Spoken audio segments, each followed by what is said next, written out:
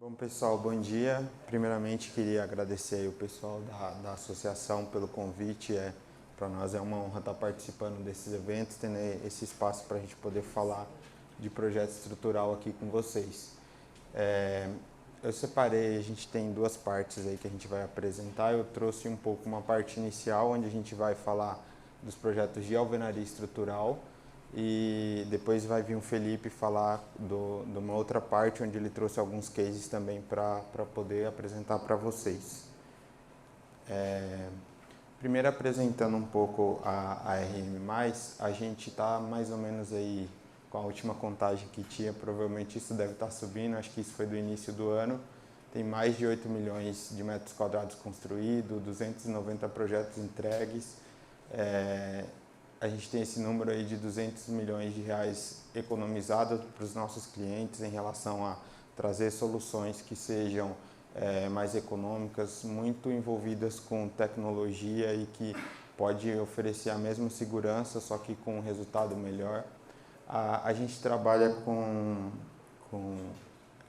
a gente trabalha ali com serviços de concreto armado, protendido, alvenaria estrutural, parede de concreto, e a gente também está fazendo ATP, que seriam as avaliações técnicas de projeto, e aqui são alguns dos nossos diferenciais que a gente se destaca hoje no mercado. O nosso escritório tem mais ou menos umas 110 pessoas, e uma das primeiras coisas que a gente fez, que a gente tem como um diferencial bem forte, foi ter um time exclusivo de BIM, inovação. Então, desde o início a gente tem esse time focado em trazer essas inovações para a gente, para facilitar o nosso trabalho no dia a dia. Além disso, a gente desenvolveu algumas ferramentas de gestão de projetos próprias. A gente usa softwares como o TQS, que é amplamente conhecido, mas também a gente tem softwares internacionais como SAP, ETABS, que são softwares de elementos finitos. E, enfim, somos membros da ABS. Aqui tem algumas obras nossas, projetos aí que variam todo tipo. Em sua maioria são edifícios residenciais, mas a gente tem também algo comercial, enfim. A gente está trabalhando também com algumas dessas maiores construtoras aí que tem aqui no Brasil. Esse é um panorama geral do escritório. Lá eu atuo como gerente da parte de executivo de alvenaria estrutural, então o meu foco é bem voltado ao detalhamento, o que a gente consegue otimizar nessa parte de alvenaria estrutural. Eu tinha colocado aqui um slide falando um pouquinho de industrialização, mas a gente já teve uma aula aí com o professor Paulo, então não vou nem ousar aqui me aventurar muito, mas eu achei interessante trazer alguns conceitos e primeiramente eu, como projetista, já vou puxar a sardinha para o meu lado aqui, porque hoje a gente vê uma realidade que ela é de os projetos muito curtos, o tempo de projeto, e às vezes a execução muito longa, e aí tem que fazer muita improvisação na obra, porque o projeto foi mal planejado, enfim, não mal planejado de mal executado, mas mal planejado de não ter tido tempo hábil para ver todas as interferências que poderiam acontecer. Então, assim, em outros países a gente vê muito essa cultura de muito mais tempo de projeto e pouco tempo de execução, né? Então, acho que isso é uma coisa cultural que existe hoje no Brasil e que a gente poderia começar a tentar mudar essa chave de ter realmente um tempo bastante alongado dedicado a projeto e para reduzir o tempo de execução. Falando, por exemplo, do BIM, que hoje é um dos pontos fortes que a gente tem lá no escritório, como o João trouxe, né? É muito importante a gente ter isso tanto para a parte de projeto, que facilita a gente muito, mas até para a própria obra. Então, trabalhar com projeto em BIM, depois na parte de execução, controle e orçamento, então assim é um ganho muito grande. E isso é uma ferramenta que já está aí sendo implementada em vários lugares, tanto na área de projeto quanto em obra, e que é interessante a gente sempre estar voltado para esse olhar aí também. Eu trouxe alguns pontos em relação à parte de custo, conforme foi falado também. Eu trouxe os índices aqui de INCC ao longo dos anos, desses últimos anos que a gente teve aqui. Tem o fator pandemia, com certeza, nesse período aí que a gente viveu, teve um maior custo, o custo da obra, de materiais, enfim, aumentou bastante. Porém, um dos problemas que talvez se a gente for debruçar em cima desses números e tentar entender o que está acontecendo, com certeza passa pela mão de obra. Então, essa falta de mão de obra, ela impacta muito no custo que a gente tem na construção hoje. Então, acho que é isso que é interessante, a gente ter esse panorama de que a mão de obra ela é um fator hoje que está muito escasso. Então, eu trouxe aqui alguns estudos que foi feito em 2022 e 90% das empresas do segmento eles não conseguem, têm dificuldade de achar mão de obra qualificada. Então, tem aqui, por exemplo, pedreiro, carpinteiro, mestre de obras, enfim. São funções que hoje é muito difícil encontrar. Então, eu até trouxe, o professor no slide anterior tinha mostrado, né, a maquinazinha de empilhar os tijolos lá. Isso existe, é uma tecnologia que, se vocês procurarem lá, vocês vão encontrar, mas isso assim é a nível internacional, ele tem algumas limitações, por exemplo, 3 pavimentos, então assim, por mais que é interessante, é uma tecnologia legal de ver lá uma ferramenta automatizada fazendo o papel ali do que a gente teria em obra, mas talvez isso seja muito longe da nossa realidade, né, o que a gente tem hoje em dia. E como não contrapondo aos projetos modulares que foram apresentados, mas pelo menos na nossa realidade de projetista lá hoje, a gente não trabalha muito com esses projetos, porque é como ele trouxe aqui, né, uma dor dele de ainda não ser uma coisa amplamente distribuída, e não que não deveria ser, porque ele acho que trouxe motivos convincentes para ser, mas enquanto isso, o que a gente pode trabalhar seria em relação à capacitação dessa mão de obra, porque a mão de obra que a gente tem hoje, como ela não está capacitada, está gerando essa concorrência, essa busca. Então, essas coisas que ele falou de fica um tempo em um, depois vai para outro, uma outra obra já muda, tudo isso é coisas que a gente vê no dia a dia, né? Então, a gente precisa que esses profissionais que são capacitados, eles sejam valorizados. Porém, para eles serem valorizados, a gente precisa capacitar o máximo possível de profissionais também. Então, parte de nós, da responsabilidade até de nós projetistas, de construtoras, de também buscar sempre essa capacitação desses profissionais, porque é um benefício que a gente vai ter a longo prazo. Então, na RM, por exemplo, a gente tem alguns produtos que a gente oferece às construtoras que é visando isso, buscar essa capacitação, explicar, entender o que é um projeto, porque se for uma reunião ali de 1 hora que a gente conseguir explicar para alguém da obra algum processo e que depois no futuro ele não vai fazer errado, a gente está economizando um custo, um prejuízo que a gente ia ter lá na frente. Então, assim, foram os panoramas gerais que eu resolvi trazer para isso, para falar disso, e eu queria só agora entrar na parte de alvenaria estrutural e mostrar, assim, diante do cenário que a gente tem, o que a gente está propondo para a gente ter esse ganho maior de produtividade. Alvenaria estrutural, acho que, enfim, foi só um breve resumo, todo mundo já conhece, o professor mesmo trouxe aquela questão do tijolo lá, que tem uma imagem da muralha da China, é um dos sistemas mais antigos que existe aí, questão da alvenaria. Como sistema estrutural foi introduzido no Brasil aí nos anos de 1960 e hoje aí é um dos sistemas que a gente mais trabalha, que a gente mais vê em obras de edifícios aí de múltiplos pavimentos. Falando em relação ao método construtivo, as paredes elas desempenham essa função estrutural, então ela já garante a própria estabilidade do edifício e ela é composta por um sistema aí de grout, bloco e argamassa, o vergalhão quando necessário, e esses elementos eles facilitam porque a gente pode ter um processo de fabricação e controle melhor deles, né? Então, assim, como ele falou que a alvenaria estrutural é um sistema racionalizado, então a gente consegue ter esse controle maior em relação aos materiais que a gente utiliza, que seriam os blocos, grout e argamassa.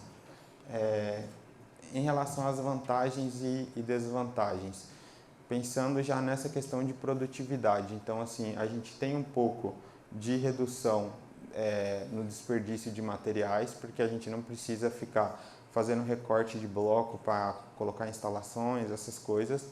Porém, porém não, na verdade a gente tem um ganho a maior também, que são os blocos mais resistentes, que em uma estrutura convencional há muita quebra de bloco e perda. Na alvenaria estrutural você trabalha com o bloco estrutural mais resistente, então você tem também essa redução do desperdício. A redução na mão de obra, porque como a gente está economizando em formas, a armadura também tem um ganho, então, enfim, as instalações acabam indo junto com o sistema, com a construção.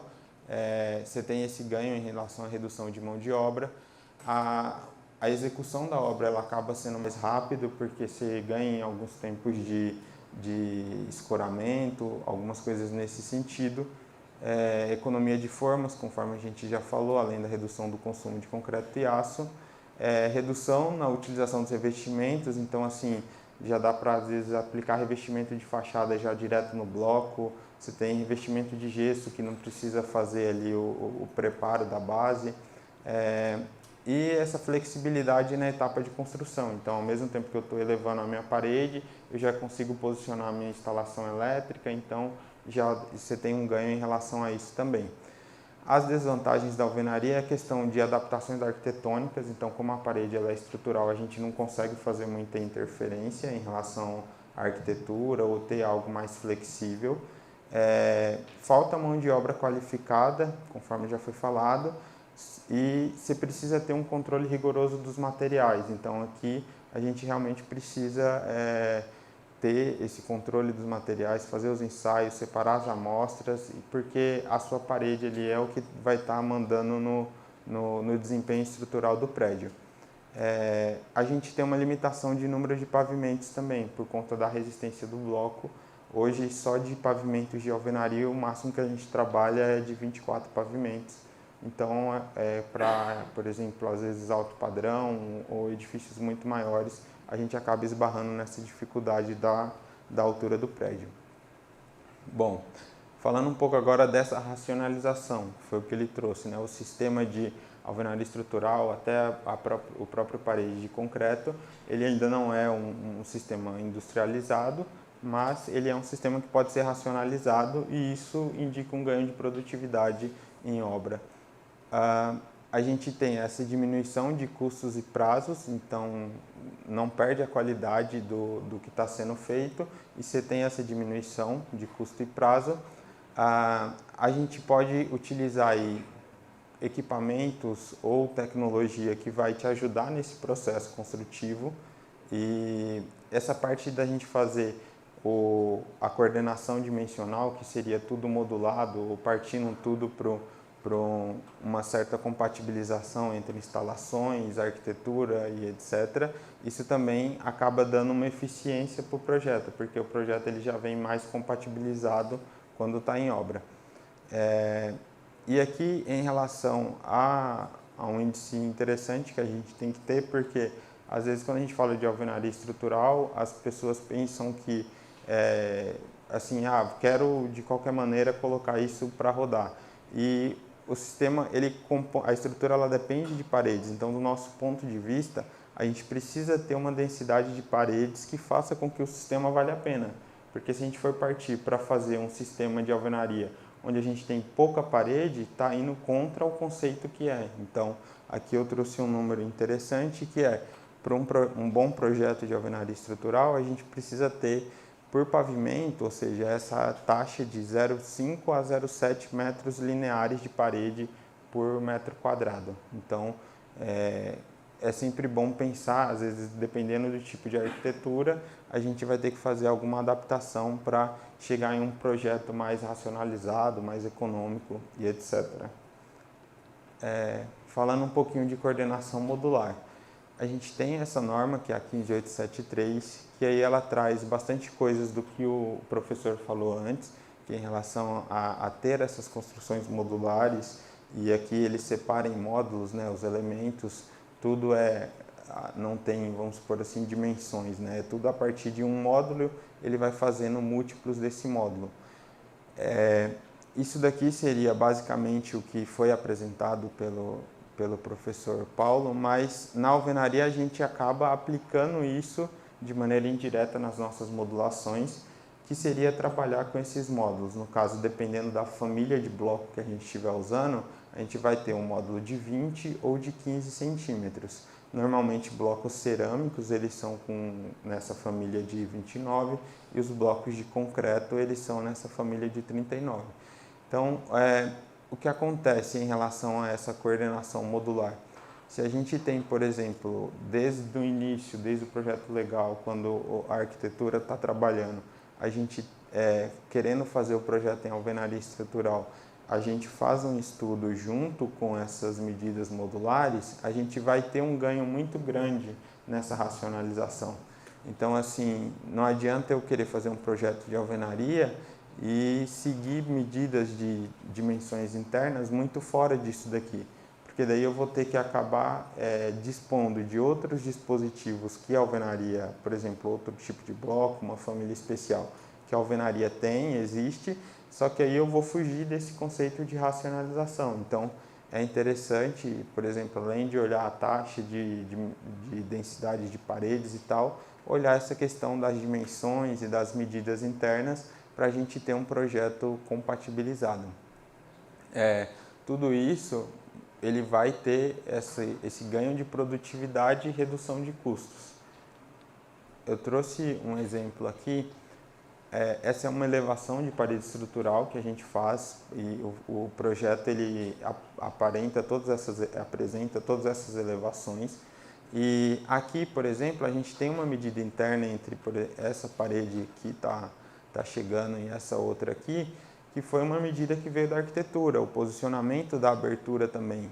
Então, por mais que às vezes a gente dá algum feedback e pede para fazer alguma alteração, e aí por vezes fica limitado pelo projeto legal, pela área, enfim, depende de vários fatores. Mas nesse caso é um exemplo que eu tive que lançar mão de vários blocos especiais, como compensadores aqui, blocos de 34, e que se desde o início do projeto tivesse tido essa coordenação modular, por exemplo, a gente poderia ter essa economia de deixar, por exemplo, blocos inteiros aqui, a janela centralizada de maneira a eliminar o compensador, enfim. Então, tem várias ferramentas que dispõem para a gente pegar esse projeto antes, fazer uma compatibilização e partir disso muito mais assertivo. Eu trouxe aqui um preço, uma relação de preço por área, mais ou menos. Se a gente pega o bloco comum, que seria para a família de concreto de 40, por exemplo, o bloco de 39, o custo dele por área é de R$ 91,90. E quando a gente está falando de compensador, isso está quase o dobro. É lógico, você não vai fazer uma parede só de compensador, ele vai ser usado pontualmente. Mas isso representa que, pensando como a gente está dividindo aqui pela área do bloco, proporcional a isso, nas suas elevações, quanto mais elementos especiais, que são esses blocos aqui de 4, 9, 34, forem utilizados, mais você está saindo fora do seu custo por área ali, que seria se fosse tudo modulável e mais racionalizado. Então, essa parte de modulação, acho que é bem importante para a gente trabalhar isso com o conceito de alvenaria estrutural. Pensando agora em outro ganho de produtividade para a obra, a gente trabalha, não são todas as construtoras que optam por fazer isso, algumas ainda trabalham com as lajes moldadas in loco, no sentido convencional, mas a gente já tem algumas opções onde o pessoal fabricam essas lajes ou em algum lugar do canteiro ou até mesmo em fábricas externas. Nessas fábricas, além da armação, aqui a gente vai ter, lógico, os ganchos de içamento, mas a gente já vai ter elétrica e comunicação embutido, furos para o hidrossanitário também. Então, todo o projeto da laje ele já vem compatibilizado com instalações e de maneira que, ao chegar na obra, essa laje pronta, ela só vai ter que ser içada e posicionada de maneira correta lá onde for o lugar dela. Aqui a gente tem uma viga também, que ela é pré-moldada, então a gente já deixa toda a armação posicionada com os ganchos de içamento aqui. Esse é um exemplo de ganho que a gente pode ter, aí talvez uma redução de 10 a 20% em relação ao ciclo que a gente executa, se a gente trabalhar com essas peças pré-fabricadas. Teria que fazer uma análise em relação a, por exemplo, içamento desses materiais, o próprio local onde vai ser fabricado, né, que teria o transporte, dependendo do caso, mas é uma das opções que, pensando aí agora já na parte de obra, a gente tem um ganho de produtividade e lá no projeto a gente consegue já pensar nesses elementos antes também e fornecer o projeto para vocês. A gente tem uma pré-laje que hoje está sendo muito usada também. Essa pré-laje aqui, ela evita que você use as formas.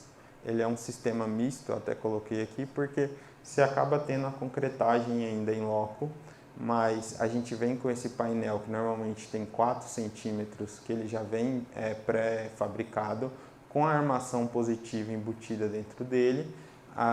Tem as treliças para içamento e toda essa capa de concreto aqui vai ser executada em obra, posicionando, lógico, a armação negativa e outras armações complementares. Então, eu trouxe uma imagem aqui de um exemplo de uma obra de alvenaria estrutural, né? Então, você tem aqui a alvenaria, a sua pré-laje já posicionada, ou seja, você não vai precisar ter todo o trabalho de formas aqui, você só precisa ter algumas escoras e depois você vai ter a concretagem da laje, as instalações já estão tudo embutidas.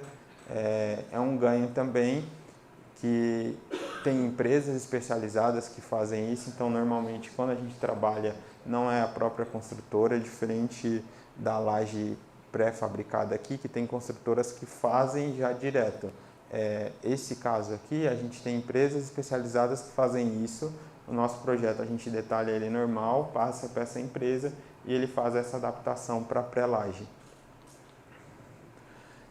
Agora pensando em relação à alvenaria, eu trouxe mais um novo método que a gente está, na verdade não tão novo, que já tem um ano e pouquinho aí que a gente está trabalhando lá, que é um conceito em relação, porque pensando em produtividade, a gente tem um ganho muito grande se a gente tiver poucos pontos de grout e armação no projeto. Então, quanto mais a gente conseguir reduzir esses números de pontos e grouts, mais produtivo vai ser para a obra. É lógico que a gente vai reduzir com consciência e segurança. Então, a gente buscou estudar isso, metodologias mais avançadas que a gente conseguisse desenvolver o nosso dimensionamento. Então, a norma de alvenaria 16868, ela permite fazer um dimensionamento por faixa, o que normalmente a gente tem hoje no mercado em alguns softwares é um dimensionamento por subestrutura, então ele vai pegando regiões isoladas de parede, que até, por exemplo, uma limitação de abertura, e no nosso caso a gente partiu para um dimensionamento isolado da seção de cada parede. Então é como se a gente pegasse uma parede inteira e fosse dividindo em várias faixas, e com os esforços corretamente aplicados, a gente vai chegar num dimensionamento por cada faixinha dessa. Então esse é um exemplo do modelo em elementos finitos que a gente trabalha lá no Etabis, e aqui ele está totalmente dividido por faixas, tá vendo? A gente consegue modelar o pavimento, as vigas, coloca as aberturas, enfim, esse é um modelo analítico. A partir desse modelo a gente vai ter as tensões que estão em cada faixinha dessa, e a partir dessas tensões que estão atuantes em cada faixa, a gente parte para um dimensionamento de ferro e grout conforme a necessidade. Aqui, esse era o método antigo que a gente usava, e a gente colocou aqui algumas taxas globais de aço e grout que a gente tinha, e agora nesse método novo desse dimensionamento por faixa, a gente teve aí uma economia de 12,7% em materiais. Então, com certeza, além da economia do valor em si, a gente tem também uma economia de mão de obra, porque significa menos pontos de ferro e grout para serem executados. Aqui é um exemplo como foi tratado o assunto do BIM. Então, assim, hoje a gente já trabalha com esses modelos em BIM. No nosso caso, a gente fez um trabalho extenso de modelagem para que não seja só um 3D, então o nosso modelo ele realmente tem as informações que precisa para orçamento, quantificação, enfim. E aqui é um exemplo de um modelo de alvenaria estrutural, onde você tem bloco a bloco modelado, você tem o ferro, grout. Então, normalmente a gente desenvolveu aqui em cima algumas ferramentas que são próprias nossas, pelo nosso time de inovação, para a gente ganhar mais agilidade nesse processo de modelagem. E por último eu queria falar também de efeito arco, não sei se todos já ouviram falar desse termo, mas isso é um fenômeno que ocorre na alvenaria estrutural, que a gente consegue mensurar ele com um software de elementos finitos, e o que acontece basicamente é a tensão, quando vai chegando na parte do apoio, que seria um embasamento ou um baldrame, ela vai se redistribuindo para caminhar para os apoios, ela procura sempre o lugar mais rígido, vamos dizer assim. Então, com isso, a gente tem nas vigas de transição, nas nossas vigas baldrames, um alívio desse momento fletor. E aí, esse caminhamento dessas tensões para o apoio formam esse arco, que por isso que a gente chama de efeito arco. Então, a gente consegue fazer essa modelagem hoje lá no escritório. Se vocês verem aqui, ó, tá vendo? Ele forma esse arco aqui. Essa região amarela seria onde teria um acúmulo maior de tensões e ela vai diminuindo de acordo, vai chegando aqui no meio da parede. Aqui, exemplo de um pavimento, ele está inteiro modelado com as vigas baldrames, a alvenaria apoiada em cima e você tem esses diagramas das vigas baldrames. Aqui é o exemplo do diagrama isolado. Então, normalmente o que a gente veria nesse caso, né, seria uma parábola que teria o momento máximo aqui no meio do vão. Nesse caso, como a gente tem essa consideração do efeito arco, ele dá uma embarrigada aqui nesse momento máximo, e com esse momento máximo reduzido, a gente consegue taxas melhores. As vigas reduz um pouco a armação delas e você tem um custo aí, um ganho, na verdade, nesse custo dessas vigas. É isso a parte que eu trouxe para falar de alvenaria. O Felipe vai dar continuidade aí agora. Bom dia a todos, eu sou o Felipe. Vou falar um pouco sobre a produtividade em estruturas de concreto armado e como alguns pequenos detalhes podem fazer toda a diferença em relação a projetos, sem precisar a gente inventar a roda, sem precisar a gente ter grandes mudanças muito drásticas no projeto de estrutura. Eu vou pular um pouco aqui a apresentação, mas basicamente, o que seria o projeto de estrutura ideal? O projeto de estrutura ideal seria o que tivesse a capacidade de produzir mais com menos recursos. Os recursos que temos disponíveis na construção civil seria tempo, material, esforço e financeiro, evidentemente. Claro que o recurso financeiro ali, tempo, material, esforço, tudo isso pode ser mensurado pelo aspecto financeiro. Mas a estrutura ideal seria uma estrutura que a gente tivesse economia nos 4 grandes recursos aí da construção. A gente sabe que isso não é muito fácil, o Paulo deve saber bastante disso. Acho que boa parte da viabilidade dos projetos dele hoje deve esbarrar talvez no aspecto financeiro, talvez no aspecto de material. Então, eu vou mostrar aqui 2 cases para vocês de como algumas modificações que fizemos no projeto, a gente conseguiu ter, às vezes, ganhos em 2 ou 3 aspectos desse, que basicamente conseguiram viabilizar uma estrutura que não estava sendo viabilizada, e em outra situação a gente conseguiu os 4 juntos, que é um cenário ideal. Eu trouxe aqui um gráfico do Sinduscon com a composição do custo de mão de obra e material no custo unitário básico da construção civil. Esse dado aqui, em 2009, a gente tinha mais ou menos aí a mão de obra e material ali meio a meio em relação ao custo unitário básico da construção. Então a gente viu esse aumento da mão de obra chegando a passar de 60% do custo. E a pandemia, obviamente, com o boom dos materiais, né? Acho que o aço dobrou de preço, foi de R$ 3, R$ 4 para 7, 8. Então esse boom aqui do pós-pandemia deu essa reduzida, mas a tendência sempre é de alta. A gente for ver em outros Estados Unidos, todo a cultura de construção dos diversos países se baseia nisso, de diminuir esse custo com mão de obra, de ter esses prazos reduzidos relacionados àquele recurso que eu mostrei antes. Então, eu vou trazer dois aspectos que utilizamos em projetos que tornaram possível melhorias na produtividade das estruturas. Um deles foi a proteção. A proteção, quando você fala de proteção, você deve pensar principalmente em vãos grandes. Grandes vãos, então viabilizamos grandes vãos com proteção.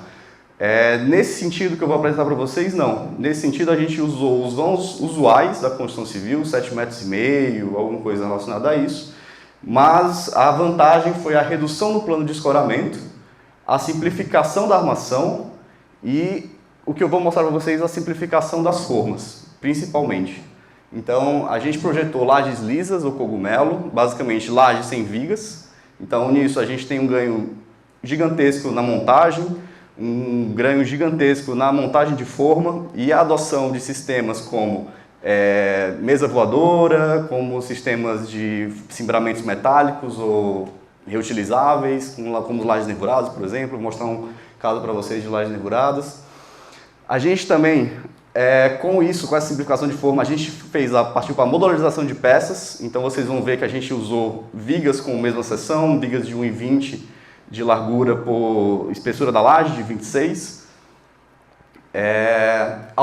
Isso permitiu a ausência de furos horizontais, então as vigas são da largura, estão da altura da laje, as lajes são todas nervuradas de 26 e as vigas têm a mesma altura. Então, todo esse conjunto de lajes lisas com proteção, a proteção no caso permitindo que a gente fizesse lajes lisas, lajes planas, permitiu essa simplificação de forma e esse aumento de velocidade e produtividade no canteiro de obra. O primeiro estudo de caso é um pavimento garagem. O prédio basicamente são 3 torres com 30 pavimentos cada. A torre efetivamente ela é de concreto armado. São 3 pavimentos garagens, subsolo, sobressolo, térreo e sobressolo. A área de um pavimento garagem só ela é de 6.993,90 metros quadrados. O ganho que a gente teve com esse tipo de estrutura foi a diminuição do ciclo de laje, que eu já pontuei, as vigas de altura de laje, eliminando furação horizontal. A gente conseguiu, mesmo não sendo foco, a gente conseguiu a eliminação de 30 pilares em relação à solução de concreto armado. E nesse projeto a gente teve a redução de todos os custos, seja tempo, material, mão de obra, enfim. Essa aqui era a forma da opção inicial, a opção de concreto armado, a opção com vigas de 55, se não me engano. Vigas de 55, lajes variando de 10 a 12. Era um projeto já bastante econômico, do ponto de vista de material, por isso que eu trouxe aquela consideração de recursos. Então, em recursos, o setor de projetos, que você analisar esses 2 projetos, basicamente iria esbarrar aqui, esse projeto já está bastante econômico. Quando eu trouxer o número para vocês, vocês vão entender. E a gente substituiu por isso. Uma laje nervurada, com vigas faixas. Poderíamos ter outros ganhos com esse sistema. A gente poderia ter a redução, por exemplo, dos pés direitos, porque a gente tinha aqui, basicamente, uma estrutura com 26, já fundo de viga. Então, assim, esse ganho de 20 centímetros ficou como ganho de 20 centímetros mesmo, evidentemente. Se ele quisesse, por exemplo, ele teria pé direito para reduzir e manter as instalações abaixo da laje. Aqui a solução, aqui um zoom na solução, basicamente a solução com 30 pilares a menos, a gente reduziu mais da metade das vigas, eliminou mais da metade das vigas. Os vãos são os vãos usuais, então esse ganho provavelmente foi em espaço de vagas, enfim. Aqui uma foto do sistema. O sistema ele é todo o cimbramento metálico e a forma de todo esse pavimento aqui, todo esse conjunto aqui de forma, ele não possui madeira, tá? Ele é simplesmente o assoalho com forma plástica na região das faixas e cubetas de nervuras, enfim, com tapa-nervuras na região das lajes. Aqui uma foto aqui do sistema, a parte inferior do sistema. A montagem é muito mais simplificada do que o sistema convencional, digamos assim. de vigas altas e laje maciça. Aqui uma análise aqui já de números mesmo. A gente tem aqui uma redução do ciclo de laje, que é qual o ciclo de laje aqui considerado, tá? É cada junta dessa, tá? O edifício são 3 juntas. Outro ponto que a gente não considerou, mas poderia considerar, era o ganho em juntas de dilatação. A gente tem estrutura protendida, a gente conseguiria eliminar algumas juntas de dilatação, a gente preferiu manter só pelo ciclo mesmo de execução deles. Então aqui tivemos aqui o sistema anterior, o sistema novo, a nova proposta. Tivemos um ciclo de laje de aproximadamente 30 dias para cada trecho desse, né? Então seria 30, 30, 30 e aqui 15, 15, 15. Concreto, a gente conseguiu bater a espessura média de concreto. Forma, aqui não estão contabilizadas as formas plásticas reutilizáveis, vou explicar o porquê. Basicamente, essa primeira etapa aqui é feita em 7 dias, com as formas dessa primeira etapa sendo usadas na segunda etapa do mesmo módulo, digamos assim. Então, ele não precisa alugar esse jogo de formas de todo o pavimento. Ele vai alugando à medida que ele vai utilizando, porque ele vai usando jogos, né? Ele vai pegando esse jogo e usando no segunda etapa. E além do que o preço disso aqui é basicamente bem menor do que efetivamente o de quando a gente coloca esse custo mensal de aluguel de forma, quando a gente joga essa redução de 1 mês e meio, já que são 3 pavimentos, quando a gente joga, já que são três módulos, a gente joga esse 1 mês e meio de redução por pavimento, quando a gente joga isso num aluguel de equipamento, de forma propriamente dito, de escora, a gente tem um ganho muito grande.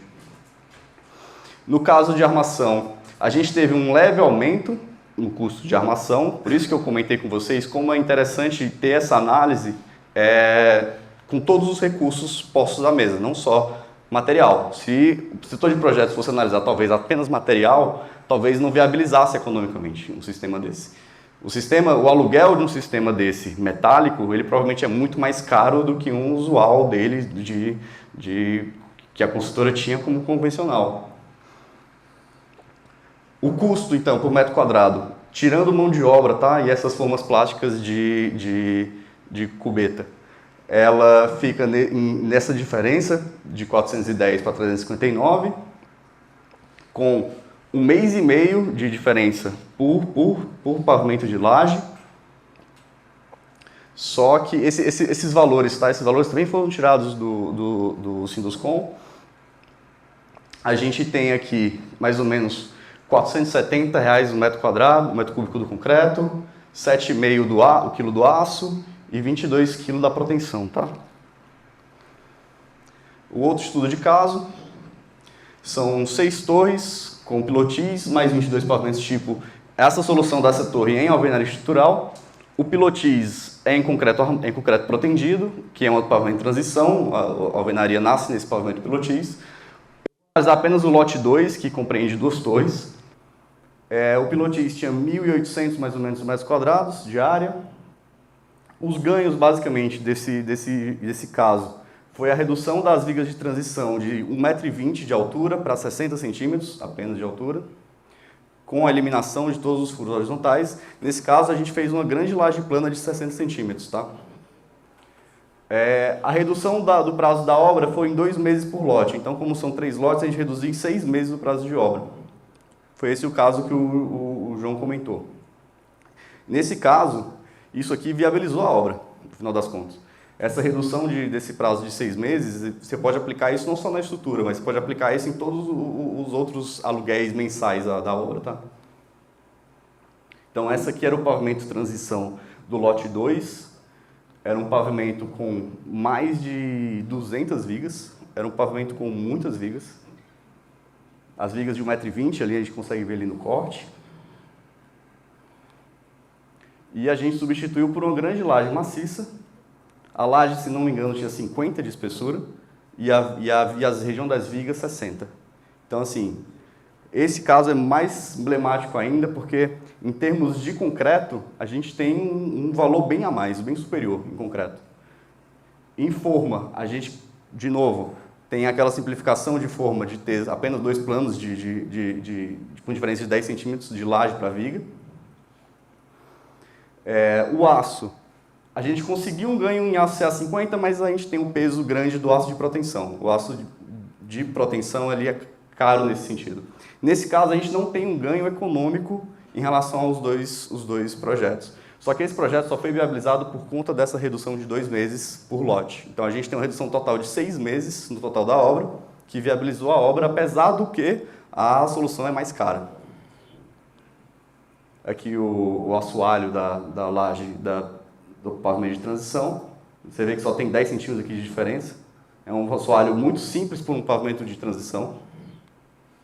Aqui uma foto também do pavimento de transição antes da montagem das armações. E é isso, pessoal.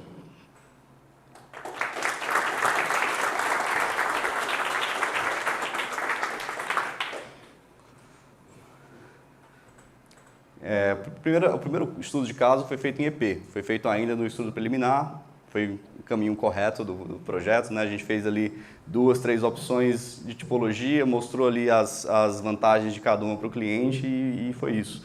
O segundo, da transição, a gente já tinha o projeto já em PR, então o projeto já estava a vias de começar o executivo e a conta não fechava para a consultora. Então, foi uma mudança já significativa no caminhar do projeto. Foi já, assim, tivemos aí 3 meses, eu acho, para concluir o executivo e fazer o LO, fazer o liberado para a obra, que, assim, o prazo é bem maior, porque a gente tem...